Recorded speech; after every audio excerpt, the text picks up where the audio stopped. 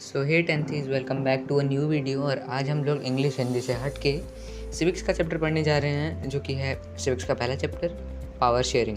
Power sharing में जो main हमें पढ़ना है वो इसी बारे में पढ़ना है कि कैसे दो मॉडल्स हमें दिखाए गए हैं कि एक सक्सेसफुल मॉडल था बेल्जियम का और एक मॉडल था श्रीलंका का, जो कि हमें इस समय दिख ही रहा है कि जिस तरह की इमरजेंसी सिचुएशन चल रही है श्रीलंका में, तो कैसे वो अनसक्सेसफुल हुआ उनका पावर शेयरिंग के ही पर्सपेक्टिव पे।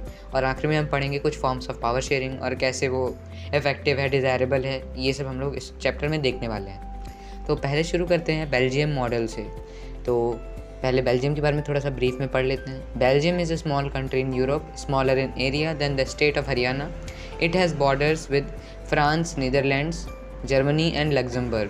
It has a population of little over 1 crore, about half the population of Haryana.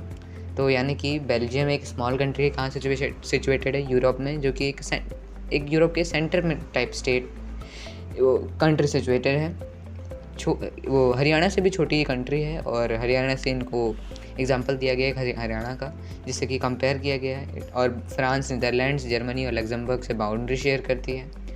और अब पढ़ लेते हैं एथनिक कंपोजिशन ऑफ बेल्जियम, यानी कि मतलब जिस हिसाब से हमारा लिंग्विस्टिक बेसिस पे कंपोजिशन हुआ था, डिवीजन हुआ था पीपल्स का, वो पढ़ते हैं। तो यहाँ पे क्या था कि जो टोटल पॉपुलेशन की 59% थे वो फ्लेमिश रीजन में रहते थे, जो कि डच बोलते थे, और जो दूसरे 40% थे वो वलोन रीजन में रहते थे और वो फ्रेंच बोलते थे। यहाँ पे वलोनिया लिखा है लेकिन इसका जो प्रोनाउंसिएशन है वो वलोन है, तो वो फ्रेंच बोलते थे। और जो रिमेनिंग 1% थे वो जर्मन स्पीकिंग थे। तो यानी कि इससे हमें ये पता चलता है कि 59% जो लोग थे वो डच बोलते थे, 40% लोग फ्रेंच, 1% जर्मन। और तो यहाँ पे क्या पता चलता है कि कंट्री में पूरी बेल्जियम में किसकी मेजॉरिटी थी, डच मेजॉरिटी, फ्रेंच माइनॉरिटी। और लेकिन आता है यहाँ पे ट्विस्ट। क्या है ट्विस्ट? है capital Brussels, 80% people speak French, 20% है डच स्पीकिंग। तो अब क्या हो गया, उलटफेर हो गया पूरा, कि अभी तक क्या था, कंट्री में मेजॉरिटी डच स्पीकिंग मेजॉरिटी थी और अब क्या है, डच स्पीकिंग माइनॉरिटी हो गई है। तो सेकेंड पेज पे बढ़ते हैं, उसी का यहाँ पे क्लासिफिकेशन दिया है एक टेबुलर वे में, इसको भी देख लेते हैं। तो पूरी कंट्री में रीजन जो है, फ्लेमिश रीजन में, वलोन रीजन में, और जर्मन का कोई ऐसे स्पेसिफिक नहीं दिया नहीं है। तो डच मेजॉरिटी जो है फ्लेमिश रीजन में और फ्रेंच माइनॉरिटी वलोन रीजन में। और लेकिन ब्रसेल्स में 80% फ्रेंच मेजॉरिटी है यहाँ पे और डच की माइनॉरिटी है। तो अब ये देखते हैं कि यहाँ पे क्या रीज़न हुए कन्फ्लिक्ट के, जिसकी वजह से और ज़्यादा दिक्कतें बढ़ी बेल्जियम में। The minority French speaking community was relatively rich and powerful. These were resented by the Dutch-speaking community who bought education much later.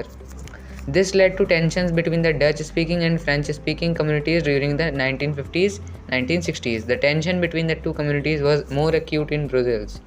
Brussels presented a special problem. The Dutch-speaking people constituted a majority in the country, but a minority in the people. तो अब क्या हुआ कि जो minority थी, यानी कि जो फ्रेंच स्पीकिंग लोग थे, वो ज़्यादा रिच और पावरफुल थे, और जो डच स्पीकिंग थी वो ज़्यादा इकोनॉमिक डेवलपमेंट, इन सब में ज़्यादा बाद में डेवलप हुई। तो इस वजह से क्या हुआ कि जब फ्रेंच तो माइनॉरिटी थी जो कि ज़्यादा रिच एंड डेवलप थी, और यहाँ पे डच बाद में थोड़ा डेवलप हुई, अंडर डेवलपिंग थी। और this led to tension between, इन्हीं सब चीज़ों की वजह से जो टेंशन्स बढ़ने लगे इनके बीच में। अब और क्या दिक्कत, और किस समय पे टेंशन्स बढ़ने लगे, 1950s और 60s के बीच में। और ये और ज़्यादा एक्यूट हो गई, और यानी कि और ज़्यादा ख़तरनाक हो गई ये टेंशन, यानी कि इन दोनों वो कम्युनिटीज़ के बीच में स्ट्रेस, क्योंकि ब्रुसेल्स की वजह से। क्योंकि ब्रुसेल्स में क्या था कि डच स्पीकिंग यहाँ पे मेजॉरिटी नहीं थी, यहाँ पे बहुत ही कम इनकी पॉपुलेशन थी, सिर्फ 20% थी, और फ्रेंच स्पीकिंग मेजॉरिटी में थी। तो ये थे रीजंस ऑफ कन्फ्लिक्ट। अब पढ़ते हैं accommodation in Belgium. Accommodation in Belgium यानी कि ये इनका एक पॉलिसी थी, जिससे कि इनने अपनी बेल्जियम कंट्री में वो दोनों ही कम्युनिटी के बीच में, जिससे कि कॉन्फ्लिक्ट्स कम हो और जो इनका बेल्जियम है वो हर तरीके से डेवलप हो और ज़्यादा से ज़्यादा उनके स्मूथ रनिंग फंक्शनिंग हो कंट्री में डेमोक्रेटिक वे में। तो इन सब चीज़ों के लिए इन्हें क्या स्टेप्स लिए वो पढ़ेंगे। आगे बढ़ते हैं। The Belgium leaders took a different path. They recognized the existence of regional differences and cultural diversities. यहाँ पे क्या हुआ कि बेल्जियम जो लीडर्स थे उन्होंने कुछ डिफरेंट स्टेप्स लिए. कैसे? क्योंकि उनको पता था कि जो रीजनल डिफरेंसेस हैं, यानी कि फ्लेमिश रीजन, वलोन रीजन, और कल्चरल डाइवर्सिटीज़, यानी कि जो लिंग्विस्टिक बेसिस पे चाहे बोलें या रीजनल बेसिस पे बोलें, तो वो काफ़ी यहाँ पे दिक्कत करने वाली थी बेल्जियम में. Between 1970 and 1993, they amended their constitution for 4 times so as to work out an arrangement that would enable everyone to live together within the same country. अब यहाँ पे क्या हुआ कि बेल्जियम में जो कॉन्स्टिट्यूशन था उसको 4 बार अमेंडमेंट किया गया, यानी कि 4 बार उसको बदला गया, यानी कि चेंजेस आए उसमें. क्यों? क्योंकि वो चाहते थे कि जितना ज़्यादा ये कॉन्स्टिट्यूशन इक्वल होगा या फिर वो एकदम क्लियर हो जाएगा कि जिससे कॉन्फ्लिक्ट ना बढ़े, तो उतना ज़्यादा उनके लिए ये चीज़ बेहतर होगी. Here are some elements of the Belgium model. पहला एलिमेंट क्या है? Equal representation. Constitution prescribes that the member of Dutch and French speaking ministers shall be equal in the central government. Some special laws require the support of majority members from each linguistic group. Thus no single community can make decision unilaterally. अब यहाँ पे क्या हुआ कि जो equal representation, यानी कि यहाँ पे जो स्टेट गवर्नमेंट ने, यहाँ पे जो सेंट्रल गवर्नमेंट थी, जो कि बेल्जियम की गवर्नमेंट थी, नेशनल गवर्नमेंट, वहाँ पे इक्वल रिप्रेजेंटेशन ऑफ मिनिस्टर्स हुआ. यानी कि फ्रेंच स्पीकिंग भले ही माइनॉरिटी पे है और डच स्पीकिंग ज़्यादा है, तो उस हिसाब से अगर हम 100 जनों की बात करें तो उनमें से लगभग 60 लोग जो हैं वो डच के होने चाहिए. लेकिन यहाँ पे ऐसा नहीं था. यहाँ पे लगभग 50 डच के थे और लगभग 50 फ्रेंच के थे. तो यहाँ पे किसको कंप्रोमाइज़ करना पड़ा? डच को. अब आगे देखते हैं central government and state government. Many powers of the central government have been given to state government of the 2 regions of the country. अब यहाँ पे क्या होता कि ज़्यादातर पावर यहाँ पे सेंट्रल को ना दे के स्टेट गवर्नमेंट को दी गई थी. The state government are not subordinate to the central government. बहुत ही इंपॉर्टेंट टर्म है कि जो स्टेट गवर्नमेंट है वो उनके अंडर एक काम करने वाली बॉडी नहीं है, या फिर उनकी एक तरह के नौकर नहीं है जो उनके हर रूल का पालन करे. Brussels have a separate government in which both the communities have equal representation. अब जैसा कि सेंट्रल गवर्नमेंट में था वैसा ही ब्रुसेल्स की गवर्नमेंट में भी है सेपरेट गवर्नमेंट, यानी कि जिसमें दोनों ही कम्युनिटीज़ के जो रिप्रेजेंटेटिव्स हैं वो इक्वल थे. The French-speaking people accepted equal representation in Brussels because the Dutch-speaking community has accepted equal representation in central government. अब यहाँ पे ना डच को दिक्कत आई और ना फ्रेंच को दिक्कत आई. क्यों? क्योंकि उनके बीच में एक तरह का सोशल कॉन्ट्रैक्ट हो गया. क्यों? क्योंकि सेंट्रल गवर्नमेंट में डच जो है वो यहाँ पे एडजस्ट कर रही थी. क्यों? क्योंकि वहाँ पे वो मेजॉरिटी में थे, तब भी उन लोगों को इक्वल रिप्रेजेंटेशन करना पड़ रहा था. लेकिन स्टेट गवर्नमेंट, अब शुरू से बात करते हैं कि सेंट्रल गवर्नमेंट में क्या होता था. सेंट्रल गवर्नमेंट में इक्वल रिप्रेजेंटेशन था और जिसमें डच के भी लगभग आधे थे और आधे लोग फ्रेंच के थे. तो यहाँ पे डच जो है कंप्रोमाइज़ कर रहे थे. अब यहाँ पे आते हैं इससे नीचे सेंट्रल गवर्नमेंट में. तो सेंट्रल गवर्नमेंट में क्या था कि जो फ्लेमिश रीजन है, वलोन रीजन है, जितने भी ये स्टेट गवर्नमेंट्स थी, माफ़ कीजिएगा स्टेट गवर्नमेंट, सेंट्रल गवर्नमेंट नहीं, तो स्टेट गवर्नमेंट जो थी वो सबऑर्डिनेट नहीं है सेंट्रल गवर्नमेंट की, ऐसा बोला गया है. और उनको भी बहुत ज़्यादा पावर्स दी गई हैं जितने कि सेंट्रल गवर्नमेंट को दी गई हैं. तो यानी कि एक तरह से देखा जाए तो स्टेट गवर्नमेंट जो है वो सेंट्रल गवर्नमेंट के अंदर पूरी तरह से काम नहीं कर रही है. अब तीसरी बात कि जो ब्रुसेल्स की गवर्नमेंट थी, तो ब्रुसेल्स की गवर्नमेंट का क्या था कि अभी तक सेंट्रल गवर्नमेंट ने किसने कंप्रोमाइज़ किया? डच को कंप्रोमाइज़ करना पड़ा. अब क्या है, ब्रुसेल्स गवर्नमेंट में भी इक्वल रिप्रेजेंटेशन है. तो यहाँ पे जो 50% मिनिस्टर्स हैं वो फ्रेंच के और 50% मिनिस्टर्स डच के. तो यहाँ पे क्या हुआ कि एक सोशल कॉन्ट्रैक्ट हो गया. कैसे कि सेंट्रल गवर्नमेंट में किसने कंप्रोमाइज़ किया? डच ने. और यहाँ पे ब्रुसेल्स की गवर्नमेंट ने ब्रुसेल्स की गवर्नमेंट में फ्रेंच ने कंप्रोमाइज़ किया, उनको करना पड़ा. तो इससे एक तरह का इक्वल कॉन्ट्रैक्ट हो गया इन दोनों के बीच में. अब थर्ड एलिमेंट है कम्युनिटी गवर्नमेंट.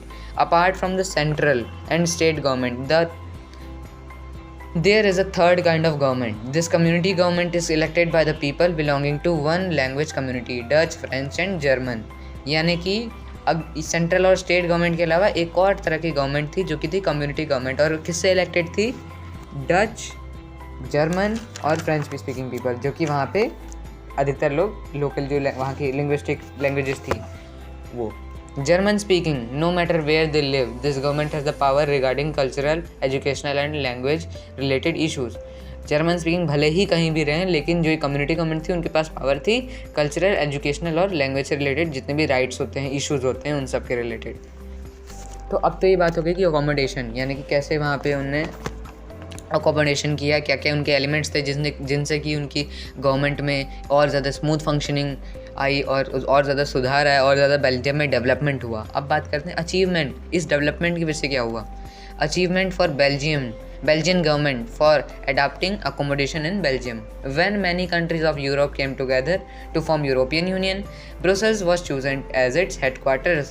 अब यहाँ पे जो ये accommodation की वजह से काफ़ी ज़्यादा प्रॉस्पेरिटी, डेवलपमेंट और smooth functioning of a government और कम कॉन्फ्लिक्ट्स, कम वॉर्स, ये सब जो टेंशन्स कम हो गई, तो इस वजह से बेल्जियम का जो था बहुत ज़्यादा डेवलपमेंट हो गया था। अब इसकी वजह से एक और यहाँ पे इम्पैक्ट पड़ता है बेल्जियम पे कि जब यूरोपियन कंट्रीज एक साथ आ रही थी यूरोपियन यूनियन फॉर्म करने के लिए, तो वहाँ पे ब्रुसेल्स को हेडक्वार्टर चूज़ किया गया उसका। अब बात करते हैं कि ये तो हो गया बेल्जियम का मॉडल, जो कि कहाँ वहाँ इतने ज़्यादा कॉन्फ्लिक्ट्स हो रहे थे उनके लिंग्विस्टिक पर्पसेस पे, कल्चरल पर्पसेस पे, कैसे वहाँ पे कॉन्फ्लिक्ट्स आ रहे थे, फिर कैसे उन्होंने उसको मैनेज किया और एक सक्सेसफुल गवर्नमेंट और सक्सेसफुल जो उनने अकोमोडेशन किया। अब पढ़ते हैं श्रीलंका का model. Sri Lanka is an island nation just a few kilometres off the southern coast of Tamil Nadu. Tamil Nadu से कुछ ही किलोमीटर्स नीचे को श्रीलंका पड़ता है। It has about 2 crore people, about the same in Haryana like other nations in the South Asian region. यानी कि जैसे कि और साउथ एशिया में कंट्रीज़ होती हैं उन्हीं की तरह वहाँ पे भी पॉपुलेशन और एरिया था, और हरियाणा की जितनी ही पॉपुलेशन थी लगभग 2 crore. Sri Lanka has a diverse population यानी कि अलग अलग तरह के वहाँ पे लोग रहते थे। The major social groups are the Sinhala speakers and the Tamil speakers. अब क्या था यहाँ पे, सेम थोड़ा सा अलग लेकिन सेम प्रॉब्लम यहाँ भी थी कि जो मेन सोशल ग्रुप्स थे वो कौन थे, सिन्हाला स्पीकर जो कि थे 74%, बहुत ज़्यादा मेजॉरिटी थी। यानी कि लगभग 1/4 जो लोग थे वो सिन्हाला स्पीकिंग थे। मतलब एक तरह से देखा जाए 1/4 नहीं, माफ़ कीजिएगा 3/4, तो उस हिसाब से 1/4 जो थे सिर्फ वो तमिल स्पीकर थे। तो इस हिसाब से मतलब पूरी की पूरी एडवांटेज जो थी वो पूरी यहाँ पे सिन्हाला की सुप्रीमेसी थी 74%, और तमिल स्पीकर सिर्फ 18% थे। Among Tamils, there are 2 subgroups. Tamil natives of the country are called Sri Lankan Tamils, 13%. The rest, whose forefathers came from India as plantation workers during colonial period, are called Indian Tamils. अब यहाँ पे क्या था, 18% तमिल थे, लेकिन वो भी 2 में डिवाइडेड थे। अब वो दो ग्रुप्स थे, वो क्या थे कि एक तो जो वहीं के थे, श्रीलंका के ही वासी थे तमिल्स, वो थे श्रीलंकन तमिल्स कहलाए जाते थे, जो कि थे 13%। बचे 5% वो जो इंडिया से या फिर रिफ्यूजी के तौर पे आए, या फिर वो कॉलोनियल पीरियड में भेजे गए, या प्लांटेशन या जितने भी इंडस्ट्रियल वर्क्स होते हैं इन सब के रिलेटेड आए, तो उनको बोलते हैं इंडियन तमिल्स, जो कि सिर्फ 5% हैं। Sri Lankan Tamils are concentrated in the north east of the country. अधिकतर जितने भी मतलब मेजॉरिटी श्रीलंकन तमिल्स हैं वो नॉर्थ ईस्ट में ही रहते हैं कंट्री के। Most of the Sinhala speaking people are Buddhist while most of the Tamils are Hindus और मुस्लिम्स। अब सिन्हाला जो लैंग्वेज बोलते हैं उनका रिलीजन क्या है, अधिकतर लोगों का बुद्धिज्म ही फॉलो करते हैं, और तमिल्स हिंदूज़ भी हैं और मुस्लिम्स भी हैं। There are about 7% Christians who are both Tamil and Sinhala. अब 74% यहाँ पे सिन्हाला हैं, 13% यहाँ पे श्रीलंकन तमिल्स और 5% इंडियन तमिल्स। तो ये तो हो गए, बाकी के 7% क्रिश्चियंस हैं who are both Tamil and Sinhala, जो कि तमिल स्पीकिंग भी हैं और कुछ सिन्हाला स्पीकिंग भी हैं। तो अब यहाँ पे देख लेते हैं डिस्ट्रीब्यूशन श्रीलंका पॉपुलेशन का। तो जैसे बाइफरकेशन हम लोगों ने बेल्जियम का पढ़ा, वैसे श्रीलंका का भी देख लेते हैं। इसका थोड़ा सा और एडवांस्ड या बोल सकते हैं कि क्रूशियल टाइप है। Percentage of population, Sinhala speaking 74%, जो कि all over the country spread थे और रिलीजन बुद्धिज़्म फॉलो करते थे। 18% तमिल स्पीकिंग, जो कि north and north east of the country में थे, और हिंदूज़ एंड मुस्लिम्स वो दोनों थे। मतलब कोई हिंदूज़ थे तो कोई मुस्लिम रिलीजन फॉलो करते थे। और उनका लैंग्वेज ग्रुप यह था कि तमिल 18% थे, जिसमें कि और बाइफरकेटेड थे 2 पार्ट्स में, सब पार्ट्स में, जो कि थे 18 में से 13% श्रीलंकन तमिल थे जो कि वहीं के नेटिव थे, और 5% थे इंडियन तमिल्स जो कि इंडिया से आए हुए थे। अब बाकी के 7% जो थे वो तमिल और सिन्हाला दोनों ही लैंग्वेज ग्रुप के थे, जो कि कौन सा रिलीजन फॉलो करते थे, क्रिश्चियन। मेजॉरिटेरियनिज्म इन श्रीलंका। अब ये 2 बहुत बड़े टॉपिक हैं जो कि आपको अच्छे से याद रखने हैं। एक तो हो गया मैं तो बोलूँगा कि 4 चीज़ें याद रखनी अच्छे से। बेल्जियम मॉडल में 2 चीज़ें कि पहली बात तो उनका जो एथनिक कंपोजिशन था या डिस्ट्रीब्यूशन था पॉपुलेशन का वो किस हिसाब से था, और उसके बाद जो उनकी अकोमोडेशन आई वो किस प्रकार से थी। और यहाँ पे भी सेम चीज़ कि एथनिक कंपोजिशन ऑफ श्रीलंका और मेजॉरिटेरियनिज्म इन श्रीलंका। अब पढ़ते हैं इसके आगे का। Sri Lanka emerged as an independent nation in 1948. The leaders of the Sinhala community to secure dominance over government by virtue of their Sri Lanka independent हुई 1948 में, और जो लीडर्स थे सिनहला कम्युनिटी के, उन्हें जो अपनी डोमिनेंस थी, जो सुप्रीमेसी थी, वहाँ शुरू कर दी थी। और as a result the democratically elected government जो थी वो मेजॉरिटेरियन के ही मेजर्स में गई। क्यों? उन्हें इस्टेब्लिश की क्या करी? सिनहला ही पार्टी करी और सिनहला की ही सुप्रीमेसी वहाँ शुरू हो गई। Next, official language act. Official language act passed in 1986 recognise Sinhala as the only official language. अब क्या हुआ कि तमिल को पूरा यहाँ पे एलियनेट किया जा रहा है। एलियनेट मतलब होता है कि जैसे कि एलियंस, जो कि हम बोलते हैं एलियंस कौन होते हैं? जो कि हमारे प्लैनेट के नहीं है, हमारे नहीं है। हम मतलब जो एक तरह से बोल सकते हैं कि जो अनजान है, जो हम जिनको जानते नहीं, जो हमारे ग्रुप के नहीं हैं। तो इस हिसाब से श्रीलंका एक कंट्री है, तो उनको एलियनेट किया जाता है तमिल्स को कि वो हमारे ग्रुप के नहीं हैं, हम उनको फेवर नहीं करते। तो उस हिसाब से क्या हो रहा था कि सिन्हला को ऑफिशियल लैंग्वेज बना दिया गया श्रीलंका का। तमिल को कोई पूछ भी नहीं रहा था। Preferential policies. The government followed preferential policies that favored Sinhala applicants for university positions and government jobs. A new constitution stipulated that the state shall protect and foster Buddhism. अब यहाँ पे क्या हुआ कि हर तरह से श्रीलंका में सिन्हला को ही बेनिफिट मिल रहा है, उन्हीं की सुप्रीमेसी चल रही है। तमिल को कोई पूछ भी नहीं, तमिल्स को कोई पूछ भी नहीं रहा। गवर्नमेंट ने क्या किया? प्रेफरेंशियल पॉलिसीज़ जो लगाई वो भी सिन्हला के फेवर में, यानी कि यूनिवर्सिटीज़ में जो पोजीशंस थी, गवर्नमेंट जॉब्स में जो एप्लीकेंट्स थे, वो सब सिन्हला के ही फेवर में थे। और जो कॉन्स्टिट्यूशन ने आया था वो भी किसको फेवर कर रहा था और फॉस्टर कर रहा था? बुद्धिज़्म को, जो कि सिन्हला स्पीकिंग पीपल्स की रिलीजन था। अब यहाँ पे कॉन्फ्लिक्ट्स क्या होते हैं? जैसे कि हमने बेल्जियम में देखा कि वहाँ पूरे सेंटर में पूरी डच मेजॉरिटी थी, फ्रेंच माइनॉरिटी थी, लेकिन ब्रुसेल्स में क्या हो रहा था कि डच की माइनॉरिटी थी और फ्रेंच मेजॉरिटी थी। तो यहाँ पे वो कॉन्फ्लिक्ट का रीज़न था। लेकिन यहाँ देखते हैं कि क्या कॉन्फ्लिक्ट का रीज़न है। All this government measures coming one after the other gradually increase the feeling of alienation among the Sri Lankan Tamils. अब यहाँ पे क्या हुआ कि जैसे जैसे पॉलिसीज़ आ रही थी और जिस तरह की गवर्नमेंट वो कदम ले रही थी, स्टेप्स ले रही थी, तो उस हिसाब से पता क्या हो रहा था कि पूरी तरह से तमिल्स को पूछा तक नहीं जा रहा था और पूरा एलियनेट किया जा रहा था कि उनको ऐसा लग रहा था जैसे कि हम उस देश के हैं ही नहीं। They felt that none of the major political parties led by the Buddhist Sinhala leaders was sensitive to their language and culture. They felt that the constitution and government policies denied them equal rights, political rights, discriminated against them in getting jobs and other opportunities and ignored their interest. अब क्या हुआ? यहाँ पे पूरी तरह से Tamils को disregard किया जा रहा था और यहाँ पे उनको कोई कल्चर और लैंग्वेज को भी सेंसिटिवली नहीं ले रहा था सीरियसली, और उनको कॉन्स्टिट्यूशन में भी किसी तरह की पॉलिसीज़ में उनको ना पॉलिटिकल राइट्स मिल रहे थे और उनके साथ इक्वालिटी भी नहीं हो रही थी। तो इन सब चीज़ों से उनको काफ़ी ज़्यादा बुरा लगा। As a result the relations between the Sinhala and Tamil communities strained over time. अब क्या हुआ कि जो रिलेशन थे जो कि तमिल और सिन्हला के बीच में, सिन्हला कम्युनिटी के बीच में, वो भी धीरे धीरे बढ़ता गया।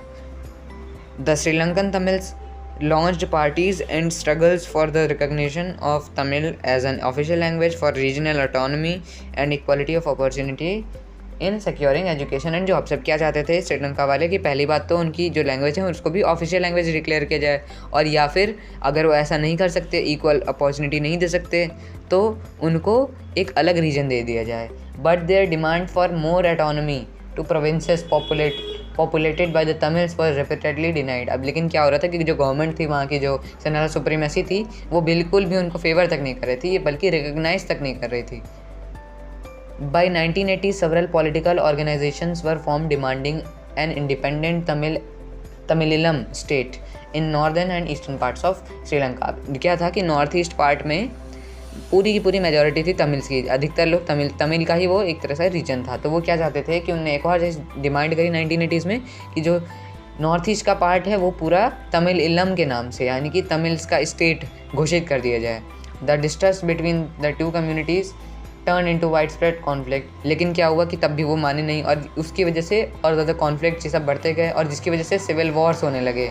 As a result thousands of people of both the communities have been killed, many families were forced to leave the country as refugees and many more lost their livelihoods. अब क्या हुआ, सिविल वॉर्स होने लगे, हज़ारों लोग मरने लगे, सारी दोनों ही कम्युनिटीज़ के। बहुत सी फैमिलीज़ को छोड़ के जाना पड़ा कंट्री और रेफ्यूजीज़ के तौर पे, और कई लोगों ने तो अपने घर बारी खो दिए। तो ये थे 2 एग्जाम्पल्स, जिसमें कि पहला था हमने बेल्जियम का पढ़ा कि कैसे उनका जो एथनिक कॉम्पोजिशन था, कैसे कॉन्फ्लिक्ट्स बढ़ रहे थे। उनकी वो डच मेजॉरिटी थी सेंट्रल में और डच माइनॉरिटी थी ब्रुसेल्स में। उसकी वजह से फिर कैसे उन्होंने मैनेज किया, इतनी अच्छी अकोमोडेशन इन बेल्जियम करके इतने अच्छे रूल्स लाए और कैसे वो सक्सेसफुल हुए, एक अच्छी डेवलप्ड कंट्री बने। और दूसरा हमने पढ़ा मॉडल श्रीलंका का, जिसमें कि वह सेम उनकी भी प्रॉब्लम थी एथनिक कंपोजिशन में कि श्रीलंका में जो तमिल्स की थी वो बहुत ज़्यादा कम लोग थे और जो सिनला की थी वो पूरी सुप्रीमेसी एस्टैब्लिश थी। लेकिन यहाँ पे क्या होता है कि श्रीलंका जो होता है वो पावर शेयरिंग नहीं करता है, वो दोनों ही ग्रुप्स के बीच में अनइक्वालिटी करता है और सिनला को फेवर करता है। तो उसकी वजह से क्या होता है कि जो कॉन्फ्लिक्ट्स होते हैं वो तमिल्स में और सिनला पीपल्स में बढ़ते हैं, उसकी वजह से सिविल वॉर्स होते हैं और एज अ रिज़ल्ट बहुत से लोग मरते हैं, बहुत से रेफ्यूजीज़ होते हैं। और आज भी हम लोग असर देख रहे हैं उसका कि किस तरह से इस समय श्रीलंका में इमरजेंसी चल रही है। तो ये थे 2 मॉडल्स। अब पढ़ लेते हैं पावर शेयरिंग क्यों डिज़ायरेबल है। अब पावर शेयरिंग क्यों इम्पॉर्टेंट है। There are 2 main reasons for it. Power sharing is good because it helps to reduce the possibility of conflict between social groups. Since social conflicts often leads to violence and political instability, power sharing is a very good way to ensure the stability of political order. तो यहाँ पे क्या बोल रहे हैं कि जो power sharing की वजह से काफ़ी ज़्यादा जो पॉलिटिकल कॉन्फ्लिक्ट्स या फिर सोशल ग्रुप्स के बीच में इंस्टेबिलिटी और ये सब जो जितने भी कॉन्फ्लिक्ट्स होते हैं वो बहुत ज़्यादा कम हो जाते हैं। बिल्कुल हम जानते हैं कि जैसा कि श्रीलंका में हो रहा था बिना पावर शेयरिंग के। दूसरा कि ये वेरी स्पिरिट ऑफ डेमोक्रेसी है, यानी कि यही एक मेन बेसिस है डेमोक्रेसी का। Our democratic rule involves sharing power with those affected by its exercise and who have to live with its effect। यानी कि डेमोक्रेटिक रूल में पावर शेयरिंग होती ही है और उसके जो वो भी इफेक्ट होते हैं जो कि इसको एक्सरसाइज करते हैं, यानी कि जो गवर्नमेंट होती है वो भी इफेक्ट होती है और जो पीपल होते हैं वो भी। People have a right to be consulted on how they are to be government. A legitimate government is one where citizens through participation acquire a stake in the system. यानी कि पीपल की जो होती है उनकी भी उतनी पार्टिसिपेशन होती है गवर्नमेंट में, वो भी पूरा का पूरा हिस्सेदारी लेते हैं कि कैसे गवर्नमेंट बने, कैसे उनको रूल किया जाए। तो ये थे कि क्यों डिज़ायरेबल होती है 2 रीजन्स की। पहला कि उससे सोशल कॉन्फ्लिक्ट्स कम हो जाते हैं और दूसरा कि it is a very spirit of democracy की मेन बेसिस ही है डेमोक्रेसी का। तो अब हम पढ़ते हैं फॉर्म्स ऑफ पावर शेयरिंग की। पावर शेयरिंग के फॉर्म्स क्या होते हैं। In modern democracies, power sharing arrangements can take many forms। और लेकिन यहाँ पे हमें 4 ही मेन फॉर्म्स पढ़ने हैं, जिनमें से 2 मेन हैं। Power is shared among the different organs of government. पहला है organs of government, second levels of government.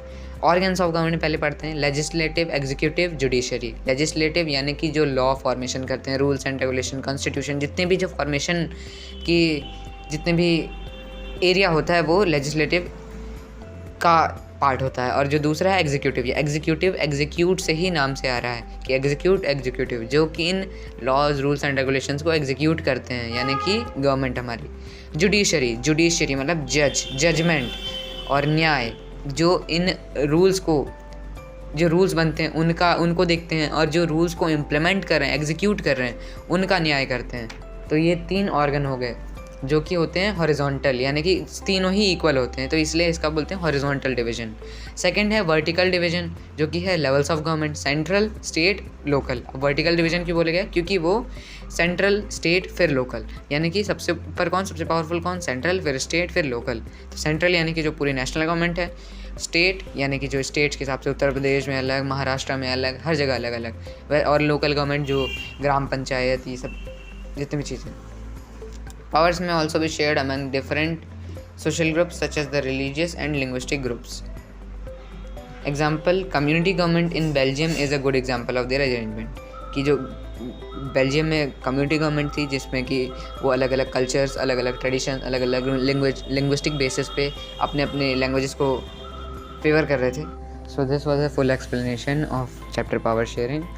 और मैंने दोनों ही मॉडल्स को कंपेयर करके पूरा समराइज़ भी कर दिया और आखिरी में जो फॉर्म्स ऑफ पावर शेयरिंग थे और पावर शेयरिंग क्यों इंपॉर्टेंट है, डिज़ायरेबल है, ये भी समझा दिया है। और ये इसका फुल एक्सप्लेनेशन था। आगे समय में इसके वन शॉट्स भी आएंगे